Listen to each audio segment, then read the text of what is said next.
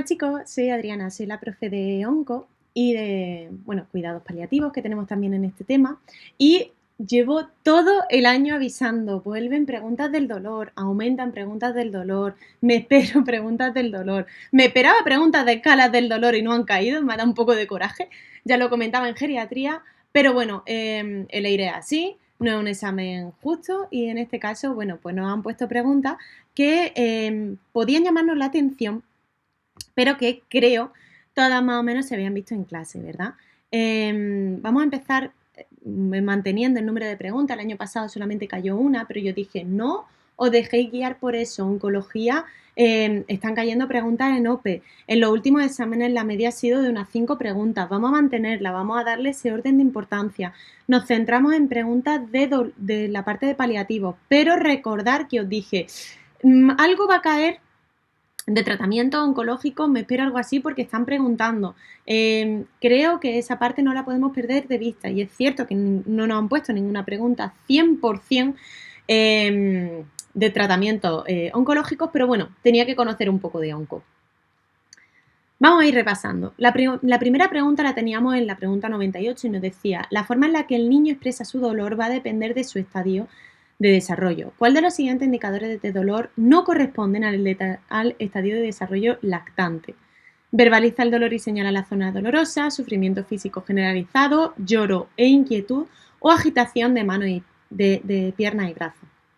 Bueno, me podía quedar un poco parada al principio diciendo, ostras, pues yo no me podía llevar la mano a la cabeza y decir, no me acuerdo de las escalas que valoran el dolor en niños, pero es que no te preguntan eso, te dicen cómo expresa el dolor un lactante y te preguntan la falsa. Tú sabes que un niño puede demostrar el sufrimiento físico generalizado, puede llorar, puede estar inquieto, puede agitar las manos, las piernas y los brazos, pero es un lactante. No va a verbalizar el dolor y se va a señalar la zona dolorosa. Como decía anoche en el vídeo, los lactantes no hablan, por tanto no verbalizan el dolor y no señalan la zona dolorosa. Ante una neta directa, tú sabes que te ponías tu sonrisita al lado y vamos para la siguiente. La siguiente 4, pregunta directa también. ¿Cuál de las siguientes no es una causa de dolor en los niños con cáncer relacionados con el tratamiento? Aquí tenemos que tener en cuenta, decía la mucositis, la quimio, la fiebre o la enfermedad de injerto contra huésped. Aquí tenía que tener en cuenta que no me estaban preguntando posibles tratamientos o etcétera. No, te están diciendo. Debido al tratamiento que se le está dando a un cáncer en niños, ¿cuál no es una causa de dolor? Debido al tratamiento. La mucositis, tú sabes que es uno de los principales efectos secundarios, ¿verdad? Y además nos ponían... lo hemos estudiado tanto con radio como con quimio y sabes que además a la ley le ha encantado las preguntas por mucositis, entonces la dejamos. La quimioterapia, claro que causa dolor en los niños relacionados con cáncer relacionados con el tratamiento. La fiebre, estaba relacionado con el tratamiento de los cánceres en niños da fiebre, eso provoca dolor. O la enfermedad de injerto contra huésped, aquí es cierto que tú a lo mejor tienes que hacer un esfuerzo para relacionar esto con el tema de onco, porque lo tenemos en el tema de hematología, pero lo teníamos en el tratamiento de las leucemias, ¿verdad? Uno de esos efectos secundarios. Decíamos que era un efecto secundario de los trasplantes de médula ósea, ¿verdad? Que en ocasiones se podía dar, pero lo utilizamos como tratamiento en las leucemias para que esa médula ósea, esas células que nosotros injertábamos, digamos que matasen o peleasen contra el huésped que tenía esa leucemia. Por tanto, se cargaba ese sistema inmune, implantaba el nuevo y curábamos la leucemia. Eso podía causar dolor, ¿verdad? Pero si yo aquí miraba la pregunta y decía, ¿cuál no es una causa de dolor relacionada con el tratamiento? La mucositis sí está relacionada con el tratamiento, la quimioterapia está relacionada con el tratamiento. La fiebre es un síntoma de dolor. Y la enfermedad, la fiebre, perdón, es un síntoma de enfermedad. Y la enfermedad injerto contra huésped es un tratamiento que se pone en ciertos tipos de cáncer. Por tanto, aquí lo tenía que eliminar. La fiebre, además, era una oveja negra directa y otra neta que me llevaba. Siguiente preguntilla que íbamos a analizar, la 118, dice, el dolor es uno de los síntomas principales que aborda un equipo de cuidados paliativos. Yo he dicho de verdad por activa y por pasiva que el dolor venía con preguntas, llevo ya 3. Dice, es fundamental realizar una correcta valoración del dolor. Cuando el mecanismo de producción del dolor es nociceptivo, lo describimos como central, somático y o visceral, periférico o neuropático o psicosomático. En el libro, ¿verdad? Nosotros teníamos clasificado el dolor según localización o origen, ¿verdad? Y ahí os dije yo, bueno, Vamos a verlo, pero más adelante os voy a poner preguntas. Una de las preguntas nos preguntaban por el dolor nociceptivo y os dije, nos estaban preguntando, perdón, por el dolor neuropático, pero una de las opciones era nociceptivo y comentábamos en clase, oye, ¿por qué no habéis puesto nociceptivo? Y todos me decíais, Adriana, nociceptivo, la nocicepción la realizan la nocicepción la realizan los nociceptores, los receptores del dolor. Por tanto, el dolor es nociceptivo cuando se activan estos receptores. Esa reflexión fue vuestra, no fue mía, pero además es que llevabais toda la razón del mundo. Claro, si yo tengo eso en la cabeza y yo el dolor nociceptivo, en vez de llevarme las manos a la cabeza y panicar, lo pensaba de esa forma, tenía claro que había un tipo del dolor de todos los que me estaban hablando, que yo tenía claro que el mecanismo de producción del dolor era la activación de receptores dolorosos, ¿verdad? De receptores del dolor. Y ahí destacábamos dos.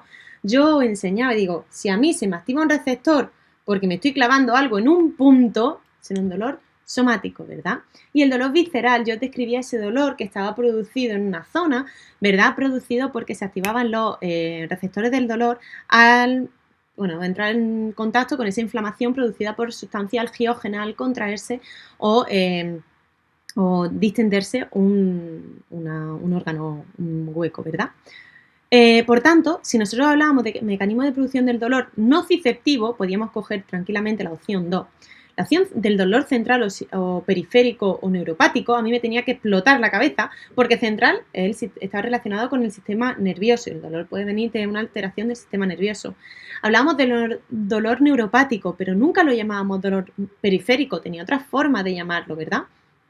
Dolor neuropático o de desaferenciación, pero nunca hablábamos de periférico.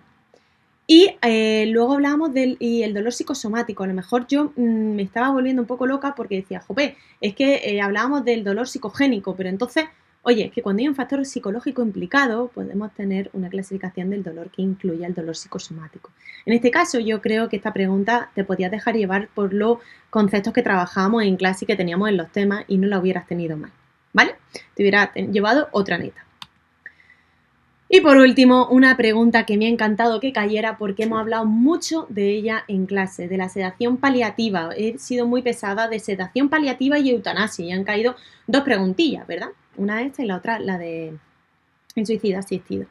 Decíamos, definimos la sedación paliativa como uso de medicación sedante para aliviar el sufrimiento intolerable causado por un síntoma refractario. ¿A qué nos referimos cuando hablamos de síntomas refractarios? Esta pregunta la hago yo en clase. Y es que además os puse una pregunta de ley de caquexia refractaria y teníamos que sacar la definición de refractaria, de síntoma refractario. Por tanto, tu subconsciente lo conocía. De síntoma que se relaciona directamente con el tratamiento utilizado para el manejo de los síntomas paliativos.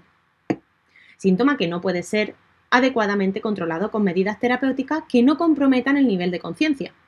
Ah, mira, entra el nivel de conciencia ahí. Síntoma que puede aparecer en cualquier momento durante la sedación paliativa. Entonces, ¿por qué se hacía la sedación paliativa? Síntoma que compromete la vida de una persona. No me está diciendo nada, ¿verdad? Y tú te acordabas que nosotros hablábamos de síntoma refractario, aquel que superaba todos los tratamientos todas las opciones terapéuticas que podíamos tener para aliviarlo y únicamente conseguíamos controlarlo o aliviando, disminuyendo el nivel de conciencia del paciente. Si tú te acordabas de eso, de una forma u otra, tú relacionabas que era un síntoma que no puede ser adecuadamente controlado con medidas terapéuticas que no comprometan el nivel de conciencia. Y otra neta que te llevaba. Así como he repasado 4 de las 5 preguntas, creo que que la habéis tenido más o menos todas bien. La que nos quedaba era el porcentaje en el que aparecía el delirium en pacientes terminales, un porcentaje bastante elevado, ¿verdad? Hablábamos de que era uno de los síntomas prevalentes en estos pacientes, por tanto me podía sospechar que estaba por encima del 50%, llegando a estar entre el 60 y el 80, ¿vale? Con esto lo tendríamos, espero que haya ido bien la parte de onco y nos vemos en el siguiente vídeo. A ver qué tal ha ido la corrección, chicos. Un saludo.